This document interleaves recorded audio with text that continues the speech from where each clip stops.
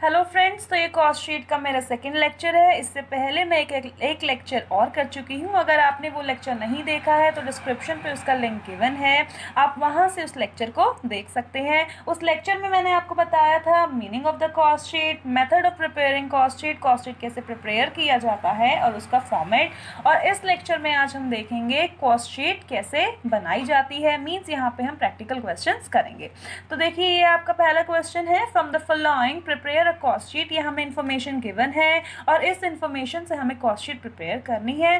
तो इन्फॉर्मेशन मैं आपको एक बारी बता देती हूँ, उसके बाद हम क्वेश्चन सॉल्व करेंगे। टोटल प्रोडक्शन 5000 टन है आपकी। कॉस्ट ऑफ रॉ मटेरियल आपका 20 लाख रुपीस है। कैरेज इनवर्ड आपका 2 लाख है। डायरेक्ट वेजेस हमने पे किए हैं 20 लाख के। ऑफिस एक्सपेंसेस हमारे 10 लाख के हुए हैं। सेलिंग ओवरहेड्स हमारे 10 लाख रुपीस के हैं। इनकम टैक्स जो हमने पे किया है वो ₹3 लाख का है और डिविडेंड भी हमने पे किया है which is ₹5 lakh. A profit margin of 50% on cost is desired. और जो प्रॉफिट मार्जिन है वो कितना है, वो कॉस्ट का 50%। चलिए, तो इन्फॉर्मेशन तो आपने देख ली है। अब उस इन्फॉर्मेशन के बेसिस पे हम तैयार करते हैं अपनी कॉस्ट शीट को। तो यहाँ पे देखिए, सबसे पहले हमने टोटल प्रोडक्शन लिख दी है 5000 टन, क्योंकि हमें गिवन है। तो टोटल प्रोडक्शन आप यहाँ पे लिखेंगे। क्वेश्चन आपका यहाँ से स्टार्ट होगा। पर्टिकुलर्स में सबसे पहले कॉस्ट ऑफ रॉ मटीरियल लिखेंगे आप 20 लाख रुपीज़ की। तो कॉस्ट ऑफ रॉ मटीरियल जो है वो आपका 20 लाख रुपीस का है। अब रॉ मटेरियल में आपको ऐड करना है कैरेज इनवर्ड। अगर आपको फॉर्मेट नहीं पता है तो आप मेरी पिछली वीडियो में फर्स्ट पार्ट में जाके फॉर्मेट देख सकते हैं, उससे आपको पता लग जाएगा कि आपको क्या क्या चीज़ें लिखनी है। तो कैरेज इनवर्ड हम यहाँ पर ऐड करेंगे।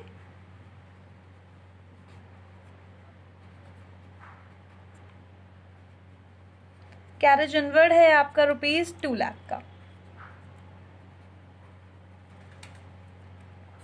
दोनों को ऐड करते ही आपका आ जाएगा 22 लाख। और जैसा कि हमें पता ही है, इन दोनों को ऐड करके ये जो हमारा आया है, ये आया है मटीरियल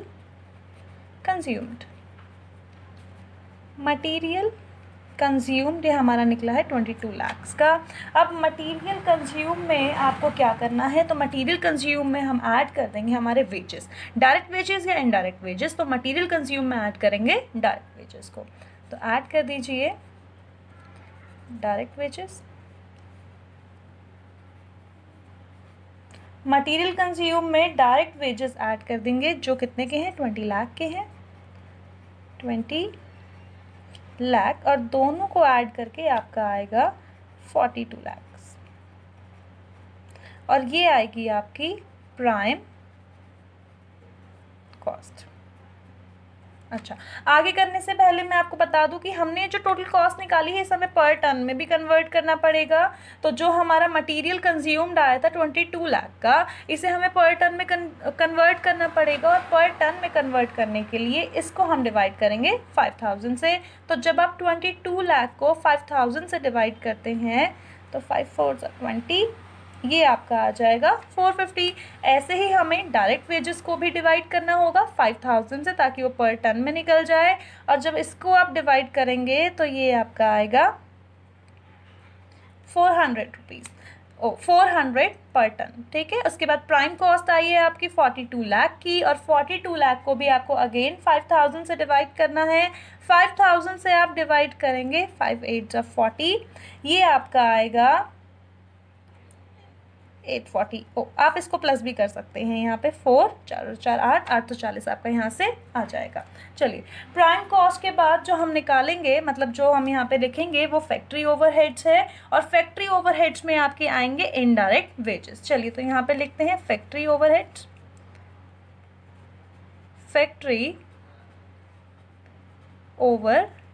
और फैक्ट्री ओवरहेड्स में आपका इस हेडिंग के अंदर हम लिखेंगे इनडायरेक्ट वेजेस। इनडायरेक्ट वेजेस, ये आपकी हेडिंग है, ये आपकी सब हेडिंग है। इनडायरेक्ट वेजेस जो कि आपका है 1 लाख रुपीज़ का।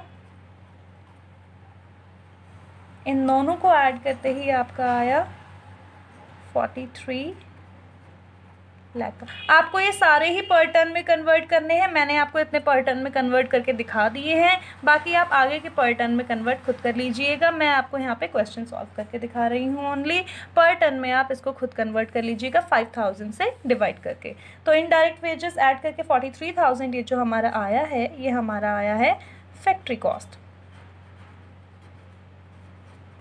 तो यहाँ से हमारी फैक्ट्री कॉस्ट निकल चुकी है। अब हमको क्या चाहिए, हमारा फैक्ट्री ओवरहेड तो हो चुका है। फैक्ट्री ओवरहेड के बाद हम यहाँ पे लिखेंगे office and administration overhead. Office and administration overhead. Office and administration overhead. Office and administration overhead सब हेडिंग में जो हमें लिखना है वो है ऑफिस एक्सपेंसेस। तो ऑफिस एक्सपेंसेस, ऑफिस एक्सपेंसेस जो कि आपकी अमाउंटिंग 10,000, इसका अमाउंट है 10,000 नहीं है, इसका अमाउंट है 10 लाख। 10 लाख है, इसको आप ऐड कर देंगे तो ये आपका आ गया है कॉस्ट ऑफ प्रोडक्शन।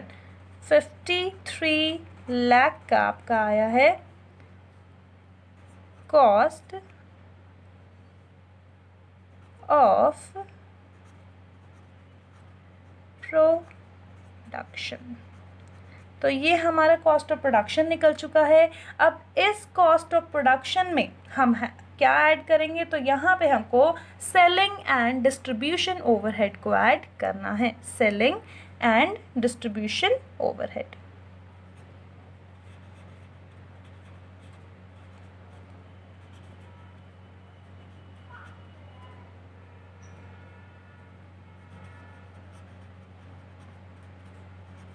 ये सारे के सारे आपको टन्स में कन्वर्ट करने हैं। मैंने आपको टन्स में कन्वर्ट करके नहीं दिखाए हैं, आपको 5000 से डिवाइड करके इन सबको टन्स में कन्वर्ट खुद ही कर लेना है। मैंने आपको ये 3 टन्स में कन्वर्ट करके दिखा दिए हैं। तो सेलिंग एंड डिस्ट्रीब्यूशन ओवरहेड्स में हम क्या लिखेंगे, तो सेलिंग ओवरहेड्स तो हमें गिवन है, कितना गिवन है 10 लाख। तो यहाँ पे हम लिख देते हैं सेलिंग ओवरहेड्स। सेलिंग ओवरहेड्स हमें कितना गिवन है, 10 लाख का गिवन है। इसमें 10 लाख ऐड करते ही आपका आएगा 63 लाख। अभी जो 63 लाख है ये हमारा क्या आया है, ये हमारा आया है कॉस्ट ऑफ सेल्स। तो कॉस्ट ऑफ सेल्स तक का हमारा आ चुका है। अब हमको क्या निकालना है, प्रॉफिट निकालना है और सेल्स निकालनी है। तो ये तो हमने क्वेश्चन में पढ़ा ही था। देखिए यहाँ पे हमने देखा था कि अच्छा एक चीज़ और देखिए, यहाँ पे लिखा हुआ है payment of income tax and dividend paid.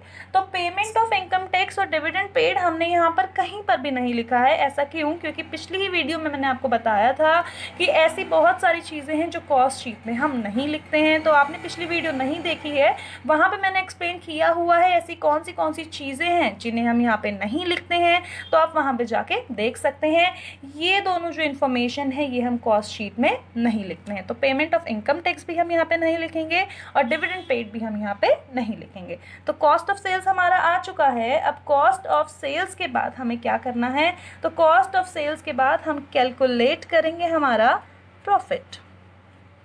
Profit, अब प्रॉफिट मार्जिन ऑफ 50% कॉस्ट, जो कि क्या है 50% है कॉस्ट का। तो कॉस्ट तो हमारी 63 लाख आई है, तो कॉस्ट का 63 लाख का 50% डिवाइडेड बाय 2 कर दीजिए, इसका आधा कर दीजिए, वो हमारा 50% हो जाएगा।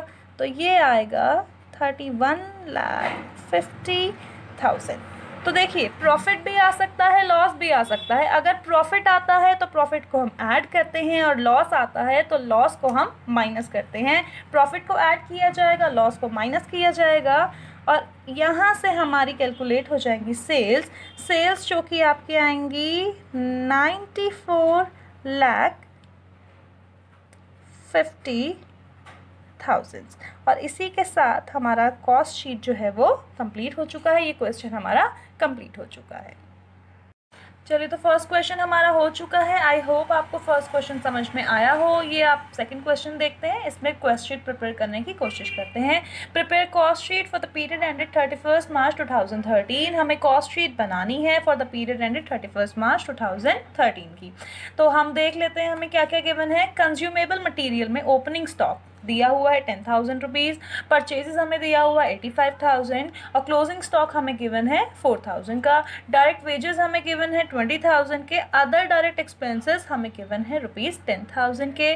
फैक्ट्री ओवरहेड्स हमारे 100% ऑफ डायरेक्ट लेबर है। ऑफिस ओवरहेड्स हमारे 10% ऑफ वर्क कॉस्ट है। अगर सेलिंग एंड डिस्ट्रीब्यूशन देखते हैं तो ये है ₹2 पर यूनिट सोल्ड, मतलब जितनी यूनिट सोल्ड हुई हैं पर यूनिट तो 2 रुपये की है। अब यूनिट्स ऑफ फिनिश प्रोडक्ट का देखते हैं। यहाँ पर फिनिश प्रोडक्ट में यूनिट्स ऑफ फिनिश प्रोडक्ट में बिगिनिंग में जो हमें वो ओपनिंग स्टॉक दिया हुआ है 1,000 का है। प्रोडक्शन ड्यूरिंग द ईयर हमने कितनी करी है 10,000 करी है।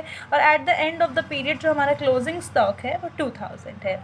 हमें फाइंड यहाँ पे कॉस्ट शीट बनानी है और फाइंड करना है also find out the selling price per unit on the basis that the profit margin is uniformly made to yield a profit of 20% of selling price. देखिए, हमें selling price per unit calculate करना है और जो profit है वो 20% है selling price का। तो सेलिंग प्राइस का 20% आपका प्रॉफिट आपको गिवन है। There was no work in progress in the beginning और एट एंड। यहाँ पे वर्क इन प्रोग्रेस नहीं है, ना ही बिगिनिंग का और ना ही एंड का। तो चलिए सोल्यूशन करते हैं इसका। तो क्वेश्चन तो आप देख चुके हैं, अब देखते हैं हम इसका सोल्यूशन और प्रिपेयर करते हैं हमारी कॉस्ट शीट। आइए, तो देखिए आउटपुट जो आपको गिवन है वो 10,000 यूनिट्स आपको गिवन है। क्वेश्चन तो हम आपको पढ़ा ही चुके हैं। आउटपुट है आपके 10,000 यूनिट। सबसे पहले हम लिखेंगे ओपनिंग स्टॉक। तो ओपनिंग स्टॉक रॉ मटेरियल का आपको क्या गिवन है 10,000। तो लिख देते हैं यहाँ पर opening stock of raw material. Raw material का ओपनिंग स्टॉक हमें गिवन है 10,000। उसमें हमें ऐड क्या करना है, ऐड करना है परचेजेस। तो ऐड कर देते हैं परचेजेस। परचेजेस ऐड करने के बाद यहाँ पे 85,000, टोटल आपका आएगा 95,000। गाइस, मैं आपको बार बार बता रही हूँ, अगर आपको ये समझ में नहीं आ रहा है कि हमने ये सब कैसे किया है तो फर्स्ट वीडियो में मैं आपको बता चुकी हूँ इसका फॉर्मेट कैसा है। तो आप प्लीज़ जाके मेरा फर्स्ट पार्ट देखिए, वहाँ पे आपको समझ में आ जाएगा कि ये मैंने कैसे किया है। तो परचेजेस ऐड करने के बाद लेस कर देंगे क्लोजिंग स्टॉक। फर्स्ट पार्ट देखना आपके लिए इसलिए इम्पॉर्टेंट है क्योंकि बिना फॉर्मेट के आपको क्वेश्चन करने में थोड़ी सी प्रॉब्लम आ सकती है। तो क्लोजिंग स्टॉक था 4,000, तो 4,000 हम लेस कर देते हैं। ये आपका आ जाएगा अमाउंट 91,000। 91,000 हमारी क्या निकली है, तो 91,000 हमारी निकली है मटीरियल कंज्यूम्ड। अब ये भी हम बता चुके हैं, मटेरियल कंज्यूम में हम ऐड करते हैं डायरेक्ट वेजेस को। तो डायरेक्ट वेजेस हमारे ये रहे और डायरेक्ट एक्सपेंसेस को, तो डायरेक्ट एक्सपेंसेस हमारे ये रहे। तो ऐड करते हैं direct wages 20,000 and direct other direct expenses, other direct expenses which is 10,000। तो ये टोटल हमारा 30,000 हो चुका है। इसको हम ऐड कर देते हैं यहाँ पर और ये आपके निकल के आ जाएगी प्राइम कॉस्ट। प्राइम कॉस्ट हमारी कितनी आ गई है 1,21,000 हमारी प्राइम कॉस्ट आ चुकी है। अब प्राइम कॉस्ट के बाद हमको यहाँ पे लिखने हैं हमारे फैक्ट्री के ओवरहेड्स। फैक्ट्री ओवरहेड्स, फैक्ट्री के ओवरहेड्स लिखने, तो ये रहे फैक्ट्री के ओवरहेड्स 100% ऑफ डायरेक्ट लेबर। जो फैक्ट्री ओवरहेड्स हैं ये डायरेक्ट लेबर के 100% है। 100% ऑफ डायरेक्ट लेबर। तो आपका डायरेक्ट लेबर क्या है, आपका डायरेक्ट लेबर है ये डायरेक्ट वेजेस। मीन्स आपने लेबर को ये वेजेस दिए थे, तो 20,000 है, 100% है, इसलिए हमने पूरी की पूरी होल वैल्यू यहाँ पर लिख दी है।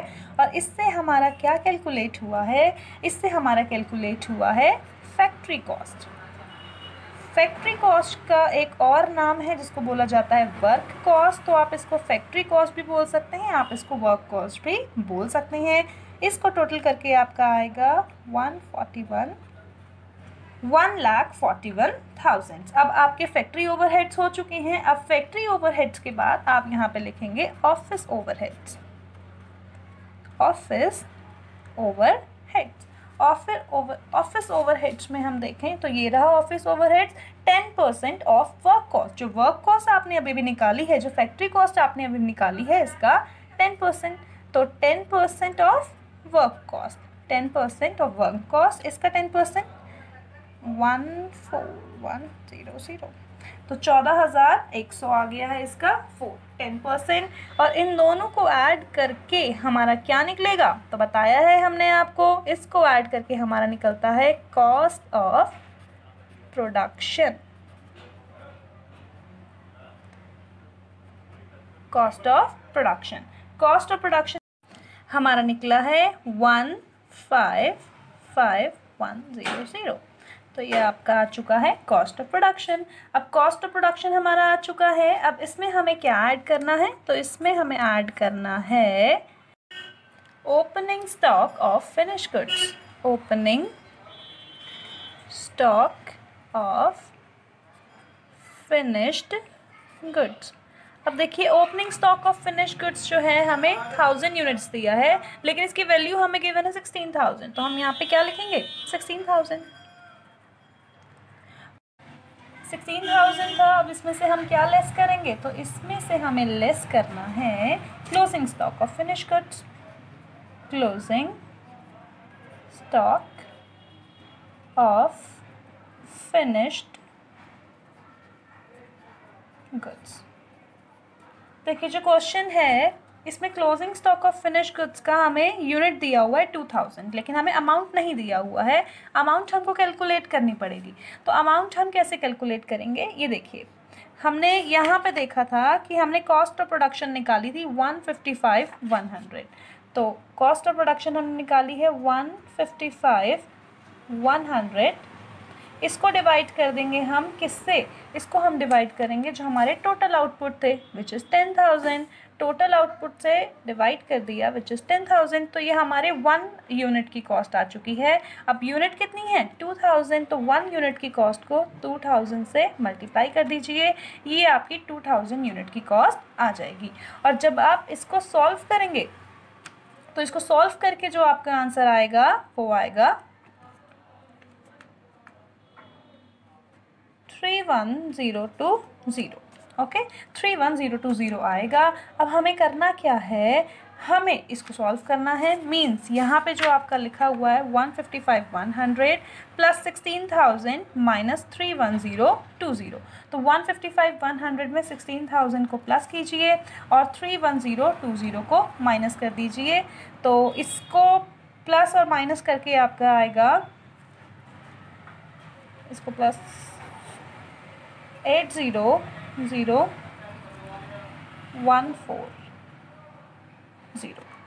1,40,080 आपका आएगा। ओके तो ये हमारा क्या निकला है, ये हमारा निकला है cost of goods sold. Cost of goods sold. अब लास्ट जो हमारा है हमें यहाँ पे लिखना है selling and distribution overhead. Selling and distribution overhead. Selling and distribution overhead में देखते हैं तो इसके लिए हमें सबसे पहले क्या चाहिए, इसके लिए हमें सेल्स पता होनी चाहिए, बट हमें सेल्स नहीं पता है। इट्स ओके तो हम सेल्स को कैलकुलेट कर सकते हैं। सेल्स को कैलकुलेट कैसे किया जाएगा, तो यहाँ पे देखिए मैं आपको नीचे बता देती हूँ सेल्स को कैलकुलेट कैसे करना है। सेल्स को कैलकुलेट करने के लिए ओपनिंग स्टॉक कितना है आपका 1000 यूनिट्स है।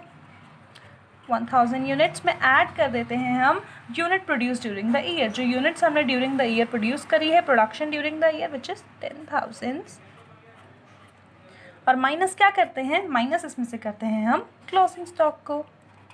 तो इसको सॉल्व करके हमारा क्या आएगा, इसको सॉल्व करके हमारा आएगा 9000 यूनिट्स। इसका मतलब जो सेल्स हुई है वो कितने यूनिट्स की हुई है, 9000 यूनिट्स की हुई है। और सेल में पर यूनिट का जो अमाउंट है वो ₹2 है। तो हमारा सेलिंग एंड डिस्ट्रीब्यूशन ओवरहेड 9000 की आपकी सेल्स हुई है, पर यूनिट आपकी ₹2 की है, तो आपका सेलिंग एंड डिस्ट्रीब्यूशन आ चुका है 18,000 का। अब हमें क्या करना है, इन दोनों को ऐड करना है। इन दोनों को ऐड करते ही आपका कितना आएगा, इन दोनों को ऐड करते ही आपका 158,080 ये हमारा क्या निकला है, ये हमारा निकला है कॉस्ट ऑफ सेल्स। तो हमारा यहाँ से कॉस्ट ऑफ सेल्स आ चुका है। अब देखिए यहाँ पे एक बहुत ही इंपॉर्टेंट बात जो मैं आपको बताने जा रही हूँ, यहाँ पे आपको गिवन है profit of 20% of selling price. Mean जो प्रॉफिट है वो सेलिंग प्राइस का 20% है। तो आपको बात क्या ध्यान रखनी है कि चाहे सेलिंग प्राइस का 20% हो या कॉस्ट ऑफ सेल्स का 25% हो, बोथ आर सेम थिंग, ये दोनों ही सेम बातें हैं। 20% ऑफ सेलिंग प्राइस या फिर 25% ऑफ सेल्स। अब कुछ बच्चे बोलेंगे कि ऐसा कैसे हो सकता है, इसका 25% और उसका 20%।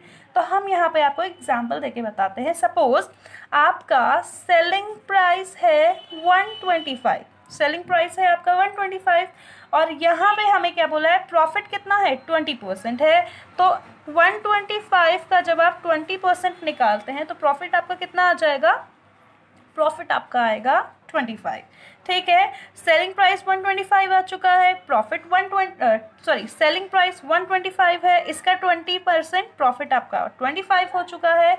तो जो कॉस्ट आपकी निकलेगी, कॉस्ट ऑफ सेल्स आपकी निकलेगी, इन दोनों को माइनस करके विच इज 100 ये निकलेगी। अब एक बात बताइए, 125 का 20% क्या है, प्रॉफिट विच इज 25 और 100 का 25% क्या है, प्रॉफिट विच इज 25। इसका मतलब सेलिंग प्राइस का 25% हो या फिर कॉस्ट ऑफ सेल्स का 20% हो, ये दोनों ही सेम बातें हैं।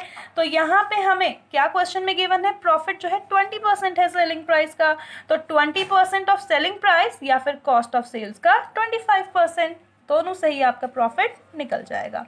तो प्रॉफिट 20% ऑफ सेल्स या फिर 25% ऑफ कॉस्ट ऑफ सेल्स, दोनों में से कुछ भी हो सकता है। तो इसका आपको क्या निकालना है, इसका आपको 25% निकालना है। तो इसको सॉल्व करेंगे, 158,080 का हमको 25% निकालना है। इसका 1/4 कर दीजिए आप, इसका 1/4 करते ही आपका आएगा 39,520 और प्रॉफिट तो हमें पता ही है, प्रॉफिट हम ऐड करते हैं, लॉस होता है तो हम माइनस करते हैं। ये आ चुकी है हमारी cells which is 197,600।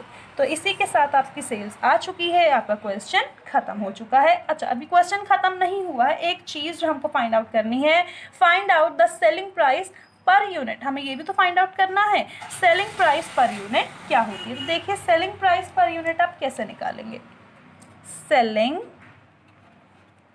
Price per unit, selling price per unit हम कैसे कैलकुलेट करेंगे, हम ये यहाँ पर देखते हैं।